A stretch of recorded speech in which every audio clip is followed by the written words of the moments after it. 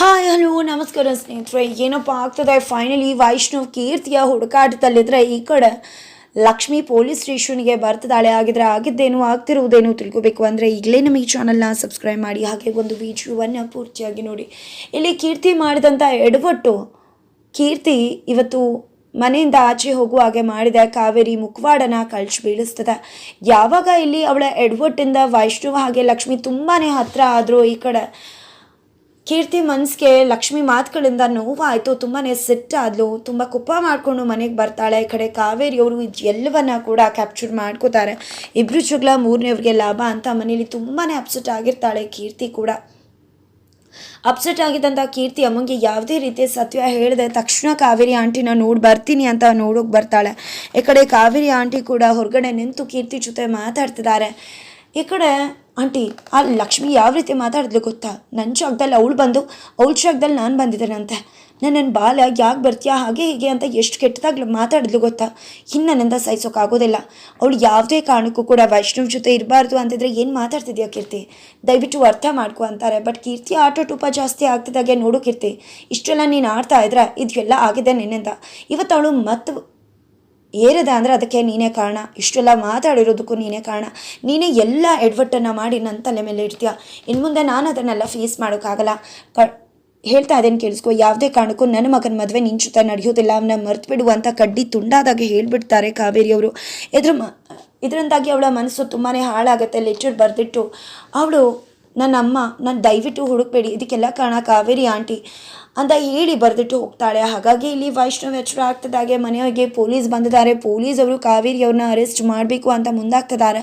ಯಾಕೆ ಏನು ಅಂತ ವಿಚಾರಿಸ್ತಿದ್ದಾರೆ, ರಿಕ್ವೆಸ್ಟ್ ಮಾಡ್ಕೋತಿದ್ದಾರೆ. ಆದರೆ ಕಾರುಣ್ಯ ಅವರು ಯಾವುದೇ ಕಾರಣಕ್ಕೂ ಕೂಡ ಸುಮ್ಮನೆ ಇರೋ ಮಾತೇ ಅಲ್ಲ ಅಂತ ಹೇಳಿ ಪೊಲೀಸ್ ಅವ್ರ ಹತ್ರ ಅರೆಸ್ಟ್ ಮಾಡಿಸ್ತಿದ್ದಾರೆ. ತನ್ನ ಮಗಳು ಮನೇಲಿಲ್ಲ, ಅದಕ್ಕೆ ಕಾರಣ ನಿಮ್ಮಮ್ಮನೇ ಅಂತ ನಂಗೆ ತುಂಬ ಚೆನ್ನಾಗಿ ಗೊತ್ತು ಅಂತ ಹೇಳ್ತಾರೆ. ಈ ಕಡೆ ವೈಷ್ಣವ್ ಅವರೇ ತಾನೇ ನಮ್ಮ ಮನೆಗೆ ಬರೋದು, ಕೀರ್ತಿ ಬೇಡ ಅಂದರೂ ಕೂಡ ನಮ್ಮ ಮನೇಲಿ ಯಾರಿಗೂ ಕೂಡ ಅವಳು ಬರೋದು ಇಷ್ಟ ಇಲ್ಲ ಅಂದರೆ ನಿಂಗೆ ಗೊತ್ತಾಗಲ್ಲ ವೈಶ್, ಎಷ್ಟು ವಿಷಯಗಳು ನಿನಗೆ ಗೊತ್ತಿಲ್ಲ, ದಯವಿಟ್ಟು ಸುಮ್ಮನಿದ್ ಬಿಡುವ ಅಂತಾರೆ. ಈ ಕಡೆ ಪೊಲೀಸವ್ರು ಕೂಡ ನಿಮ್ದು ಏನೇ ಇದ್ರೂ ಕೂಡ ಕೋರ್ಟಲ್ಲಿ ಬಂದು ಎಲ್ಲವನ್ನ ಕೂಡ ಬಗೆಹರಿಸ್ಕೊಳ್ಳಿ ಅಂತ ಹೇಳಿ ಈ ಕಡೆ ಪೊಲೀಸ್ ಅವರು ಕರ್ಕೊಂಡು ಕಾವೇರಿ ಅವ್ರನ್ನ ಪೊಲೀಸ್ ಸ್ಟೇಷನ್ಗೆ ಹೋಗ್ತಾರೆ. ಈ ಕಡೆ ಪೊಲೀಸ್ ಸ್ಟೇಷನಲ್ಲಿ ಕಾರುಣ್ಯ ಅವ್ರನ್ನ ಕಾವೇರಿಯವರು ಮಾತಾಡಿಸ್ತಿದ್ದಾರೆ. ಏನು ಮಾಡ್ತಿದ್ಯಾ ಕಾರುಣ್ಯ, ನೀನು ಸುಮ್ಮನೆ ವಿನಾಕಾರಣ ಇಲ್ಲದೆ ಇರೋದನ್ನೆಲ್ಲ ಮಾಡಿ ನನ್ನ ಯಾಕೆ ಜೈಲಿಗೆ ಕಳಿಸಿದ್ಯಾ ಅಂತ ಹೇಳ್ತಿದ್ರೆ ಯಾಕೇನು ಅಂತ ಗೊತ್ತಿಲ್ವಾ. ಇವತ್ತು ನನ್ನ ಮಗಳು ಕಾಣಿಸ್ತಿಲ್ಲ ಅಂದರೆ ಅದಕ್ಕೆ ನೀನೇ ಕಾರಣ ಅಂತಿದ್ರೆ ನಾನೇ ಕಾರಣ ಆಗ್ತೀನಿ ಅಂದಾಗ ಹೇಗೆ ಕಾರಣ ಆಗಲ್ಲ. ನನ್ನ ಮಗಳ ಜೀವನ ಈ ರೀತಿ ಆಗೋದಕ್ಕೆ ನೀನೇ ಕಾರಣ ಅಲ್ವಾ. ವೈಷ್ಣವ್ ಹಿಂದೆ ಬಿದ್ದು ಅವಳು ಜೀವನ ಹಾಳು ಮಾಡ್ಕೋತಿದ್ದಾಳೆ, ಅದಕ್ಕೆ ಕಾರಣ ನೀನೆ. ವೈಷ್ಣವ್ ಹಾಗೆಲ್ಲ ಕೀರ್ತಿ ಮದುವೆ ಆಗ್ತಿತ್ತು, ಆದರೆ ಕಲ್ಲ ಹಾಕಿದ್ದು ನೀನೆ. ಎಲ್ಲವೂ ಕೂಡ ನನಗೆ ಗೊತ್ತು ಅಂತಿದ್ರೆ ಏನು ಮಾತಾಡ್ತಿದ್ಯಾ ನೀನು. ನಿನ್ನ ಮಗಳು ಹೇಗೆ ಅಂತ ಗೊತ್ತಲ್ವಾ. ಈ ಗಳಿಗೆಯಲ್ಲಿದ್ದರೆ ಇನ್ನೊಂದು ಗಳಿಗೆಯಲ್ಲಿ ಆ ರೀತಿ ಇರೋದಿಲ್ಲ. ಅದನ್ನೆಲ್ಲ ಗೊತ್ತಿದ್ದು ಕೂಡ ಈ ರೀತಿ ಮಾತಾಡ್ತಿದ್ಯಾ ಕಾವೇರಿ. ಸಾರಿ ಕಾರುಣ್ಯ, ಇಂಥ ಕೆಲಸ ನಾನು ಮಾಡೋದಿಲ್ಲ. ನನ್ನ ಮಗನ ಪ್ರೀತಿ, ನನ್ನ ಮಗನ ಜೀವನನ ನಾನು ಹಾಳು ಮಾಡ್ತೀನಿ ಅಂತಿದ್ರೆ ತುಂಬ ನಾಟಕ ಮಾಡಬೇಡ ಕಾವೇರಿ. ನಿನ್ನ ಮಾತನ್ನು ನಂಬುವಂಥ ಮುಟ್ಟಾಳಿ ಅಂತೂ ನಾನಲ್ಲ. ನನ್ನ ಮಗಳೇ ಎಲ್ಲ ಸತ್ಯ ಕೂಡ ಹೇಳಿದ್ದಾರೆ ಅಂತಾರೆ. ಇವಳು ಬಾಯಿ ಎಲ್ಲೂ ಕೂಡ ನಿಲ್ಲೋದೇ ಇಲ್ಲ ಅಂತ ಕಾವೇರಿ ಕೋಪ ಮಾಡ್ಕೋತಾರೆ. ಜೊತೆಗೆ ನೀನು ಮಾಡಿಲ್ಲ ಅಂತಿದ್ಯಲ್ಲ, ಹಾಗಿದ್ರೆ ಈ ಲೆಟರ್ ಬರ್ತಿದ್ಯಾರು, ಈ ಲೆಟರಲ್ಲಿ ನಿನ್ನ ಹೆಸರು ಹಾಕಿದೆ. ಈಗಲೂ ಕೂಡ ನೀನೇ ಮನೆ ಬಿಟ್ಟು ಹೋಗು ಅಂತ ಏನಾದರೂ ಪ್ಲ್ಯಾನ್ಗಳು ಹೇಳ್ಕೊಟ್ಟಿದ್ಯಾ ಹೇಗೆ ಅಂತ ಕೇಳ್ತಿದ್ದಾರೆ. ಸುಮ್ಮನೆ ವಿನಾಕಾರಣ ಏನೇನೋ ಮಾತಾಡಬೇಡ ಕಾರುಣ್ಯ ಅಂತ ಹೇಳ್ತಾರೆ. ನಂತರ ಈ ಕಡೆ ವೈಷ್ಣವ್ ಪೊಲೀಸ್ ಸ್ಟೇಷನ್ಗೆ ಬಂದಿದ್ದಾನೆ. ಕಾರುಣ್ಯ ಆಂಟಿ ಹತ್ರ ಏನು ಆಂಟಿ ಯಾಕೆ ರೀತಿ ನಡ್ಕೋತಿದ್ದೀರಾ, ದಯವಿಟ್ಟು ನನ್ನಮ್ಮ ಏನೂ ಕೂಡ ಮಾಡಿಲ್ಲ, ನಿಮ್ಮ ಮಗಳು ಕಾಣೆ ಆಗೋದಕ್ಕೂ ನನ್ನ ಮಗು ಏನು ಸಂಬಂಧ ಅಂತಿದ್ರೆ ಯಾಕೆ ಸಂಬಂಧ ಇಲ್ಲ ವೈಶ್. ನನ್ನ ಮಗಳು ನನಗಿಂತ ಹೆಚ್ಚಾಗಿ ಅವ್ರನ್ನೇ ಹಚ್ಕೊಂಡಿದ್ದಾಳೆ, ಜೊತೆಗೆ ಅವ್ರ ಮಾತುಗಳನ್ನೇ ಕೇಳ್ತಾಳೆ. ಯಾಕೆ ಅಂತ ಗೊತ್ತಿದೆಯಾ ನನಗೆ. ನಿನ್ನ ಮತ್ತು ಕೀರ್ತಿ ಮದುವೆ ನಿಂತಿದ್ದು ಯಾಕೆ ಅಂತ ಗೊತ್ತಾ. ಅದಕ್ಕೆಲ್ಲ ಕಾರಣ ನಿಮ್ಮಮ್ಮನಿಂದನೇ ಈ ಮದುವೆ ನಿಂತಿದ್ದು. ಕೀರ್ತಿ ತಲೆ ಕೆಡಿಸಿದ್ದು ನಿಮ್ಮಮ್ಮನೇ. ಇವತ್ತು ಕೀರ್ತಿ ನೀನು ಬೇಕು ಅಂತ ಹಿಂದೆ ತಿರ್ಕೊಂಡು ಹುಚ್ಚಿ ಥರ ಆಡ್ತಿದ್ದಾಳೆ. ನನಗೂ ಕೂಡ ನನ್ನ ಮಗಳು ಜೀವನ ಸರಿ ಹೋಗಬೇಕು ಅನ್ನೋದೇ ಆಸೆ. ಆದರೆ ನಿಮ್ಮಮ್ಮನಿಂದ ಎಲ್ಲವೂ ಕೂಡ ಹಾಳಾಗ್ತಿದೆ. ನಿಮ್ಮಮ್ಮ ಆಗಲೂ ಕೂಡ ಕೀರ್ತಿ ಜೊತೆ ನಿನ್ನ ಪ್ರೀತಿನ ಒಂದು ಮಾಡೋದಕ್ಕೆ ಬಿಡಲಿಲ್ಲ. ಈಗಲೂ ಕೂಡ ಲಕ್ಷ್ಮಿನ ನಿನ್ನ ಜೊತೆ ಇರಬಾರ್ದು ಅಂತ ಕೀರ್ತಿನ ದಾಳವಾಗಿ ಬಳಸ್ಕೊತಿದ್ದಾರೆ ಅಂತ ಹೇಳ್ತಿದ್ರೆ ಈ ಕಡೆ ವೈಷ್ಣವ್ಗೆ ಶಾಕ್ ಆಗುತ್ತೆ. ಎಲ್ಲ ಮಗನೇ, ಕಾರುಣ್ಯ ಹೇಳ್ತಿರೋದೆಲ್ಲ ಸುಳ್ಳು. ಅವ್ರ ಮಗಳು ಜಾಸ್ತಿ ನನ್ನನ್ನು ಮಾತು ಕೇಳ್ತಾಳೆ, ಹಚ್ಕೋತಾಳೆ ಅಂತ ಅವಳು ಕೋಪ ಬಂದು ಈ ರೀತಿ ಮಾತಾಡ್ತಿದ್ದಾಳೆ ಹೊರತು ಆ ರೀತಿ ಏನೂ ನಡೆದಿಲ್ಲ ಅಂತ ಹೇಳ್ತಿದ್ದಾರೆ. ಅಮ್ಮ ಈಗ ಏನೇ ಇದ್ರು ನೀವು ಮಾತಾಡಬೇಡಿ, ಅದನ್ನೆಲ್ಲ ಮುಂದೆ ನೋಡೋಣ. ದಯವಿಟ್ಟು ಆಂಟಿ ಪ್ಲೀಸ್ ಈ ಒಂದು ಕಂಪ್ಲೇಂಟ್ನ ವಾಪಸ್ ತೊಗೊಳ್ಳಿ ಅಂದರೆ ನನ್ನ ಮಗಳು ಸಿಗದೆ ಯಾವುದೇ ಕಾರಣಕ್ಕೂ ಕಂಪ್ಲೇಂಟ್ ವಾಪಸ್ ತೊಗೊಳ್ಳೋದಿಲ್ಲ ಅಂತಾರೆ. ನೋಡಿ ಅಮ್ಮ, ನೀವೇನು ಯೋಚನೆ ಮಾಡಬೇಡಿ, ನಿಮ್ಮ ಮಾತು ಸರಿನೋ ತಪ್ಪು ಅಂತ ಗೊತ್ತಾಗಬೇಕು ಅಂದರೆ ಇವರು ಹೇಳಿದ್ದು ಮೊದಲು ಇಲ್ಲಿಗೆ ಕೀರ್ತಿ ಬರಬೇಕು. ನಾನು ಕೀರ್ತಿನ ಹೋಗಿ ಹುಡ್ಕೊಂಡು ಬರ್ತೀನಿ. ಕೀರ್ತಿ ಹುಡ್ಕೊಂಡು ಬರೋ ತನಕ ಅವ್ರು ಕಂಪ್ಲೇಂಟ್ ತೊಗೊಳ್ಳೋದಿಲ್ಲ ಅಂದರೆ ಕೀರ್ತಿನ ಹುಡ್ಕೊಂಡು ನಾನು ಬಂದೇ ಬರ್ತೀನಿ ಅಮ್ಮ, ನಿಮ್ಮನ್ನು ಕಾಪಾಡ್ಕೋತೀನಿ ಅಂತ ವೈಷ್ಣವ್ ಹೇಳ್ತಿದ್ದಾನೆ. ಜೊತೆಗೆ ಈ ಕಡೆ ಮನೇಲಿ ಎಲ್ಲರೂ ಕೂಡ ತುಂಬಾ ಸಪ್ಪೆ ಆಗಿದ್ದಾರೆ. ಯಾಕೆ ಏನಾಯಿತು ಅಂತ ಹೇಳ್ತಿದ್ರೆ ಯಾರೂ ಕೂಡ ಲಕ್ಷ್ಮಿಗೆ ಯಾವುದೇ ವಿಷಯ ಹೇಳ್ತಿಲ್ಲ. ಆದರೆ ಇಲ್ಲಿ ವಿಧಿ ಮತ್ತು ಸತ್ಯ ಹೇಳೋಕ್ಕೆ ಮುಂದಾಗ್ತಾಳೆ. ಪೊಲೀಸ್ ಸ್ಟೇಷನಲ್ಲಿದ್ದಾರೆ ಅಮ್ಮ ಅದಕ್ಕೆ ಅಂತ. ಏನು ಅತ್ತೆ ಪೊಲೀಸ್ ಸ್ಟೇಷನ್ ಅಲ್ಲ, ಇವರೆಲ್ಲ ಯಾಕೆ ಹೇಳಲಿಲ್ಲ ಅಂದರೆ ಯಾರಿಗೂ ಕೂಡ ನಿನ್ನ ಹತ್ರ ಹೇಳೋಕ್ಕೆ ತಾಕತ್ತು ಧೈರ್ಯ ಅಂತ ಅಲ್ಲ, ನಿನಗೆ ವಿಷಯ ಗೊತ್ತಾಗೋ ಅವಶ್ಯಕತೆ ಇಲ್ಲ ಅಂತ ಹೇಳ್ತಿದ್ದಾಳೆ. ಜೊತೆಗೆ ನಿನ್ನಿಂದಾನೇ ಎಲ್ಲ ಆಗಿದ್ದು. ಇವತ್ತು ಅಮ್ಮ ಜೈಲಲ್ಲಿದ್ದಾರೆ, ಅವತ್ತು ಅಣ್ಣಂದೇ ದೇವಸ್ಥಾನದಲ್ಲಿ ಅಂತ ಪರಿಸ್ಥಿತಿ ಆಯಿತು. ಇದು ಎಲ್ಲದಕ್ಕೂ ನೀನೇ ಕಾರಣ, ನೀನು ಬಂದಾಗೆ ತಾನೇ ಇಷ್ಟೆಲ್ಲ ನಡೀತಿರೋದು ಅಂತ ಹೇಳ್ತಿದ್ರೆ ಏನಿದು ವಿಧಿ?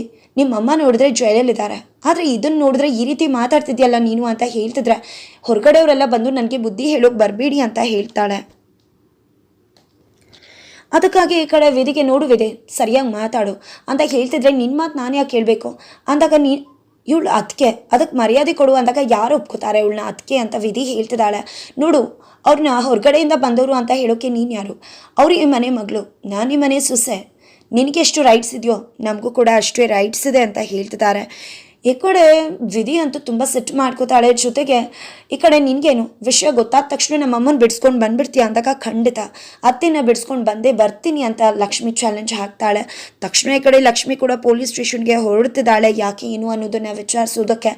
ಆ ಕಡೆ ವೈಷ್ಣವ್ ಕೀರ್ತಿಯ ಹುಡುಕಾಡ್ತಲ್ಲಿದ್ದಾನೆ. ಬಿಕಾಸ್ ಕೀರ್ತಿನ ಕರ್ಕೊಂಡು ಬರಬೇಕು ಅಂತ. ಫೈನಲಿ ಲಕ್ಷ್ಮಿ ತನ್ನ ಅತ್ತೆನ ಬಿಡಿಸ್ಕೊಂಡು ಹೋಗೋದ್ರಲ್ಲಿ ಯಶಸ್ವಿ ಆಗ್ತಾಳೆ ನಿಜ.